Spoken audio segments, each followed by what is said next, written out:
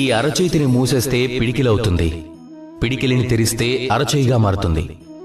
ఈ అరచేయిని ముయ్యడం, పిడికిల్ని తెరవటం వల్ల ఏం జరుగుతుంది? ఆలోచన, అలాగే స్వప్నం. మనిషి జన్మిస్తాడు, తన ఆలోచన సమయంతో పాటు పెరుగుతాడు. ఆలోచన ప్రకారంగా తాను స్వప్నాన్ని చూస్తాడు, అలాగే ఆ స్వప్నాన్ని పూర్తి చేయడానికి తాను శ్రమిస్తాడు. కానీ ఒక అత్యంత మహత్వపూర్ణమైన విషయం ఏమిటంటే మీరు గుర్తుపెట్టుకోవాలి, మీ ఈ ఆలోచన, మీ ఈ స్వప్నం ఏదైతే ఉందో అది మీ నియంత్రణలోనే ఉండాలి. మీ పిడికిలిలో అది బందీగా ఉండి తీరాలి, మీరే దాని యజమానయ్యి కూడా ఉండాలి. ఒకవేళ అలా జరిగితేనే మీకు లాభం ఉంటుంది. అలా కాకుండా అది మిమ్మల్ని నియంత్రిస్తే అది మీ పిడికిల్ని తెరుస్తుంది. అప్పుడు మార్గం మీ నియంత్రణలో ఉండదు, ఆలోచన మీ నియంత్రణలో ఉండదు, అలాగే స్వప్నం కూడా మీ నియంత్రణలో ఉండదు. ఒకవేళ అలా అయిపోతే అప్పుడు మీరు మీ భవిష్యత్తునే కోల్పోతారు.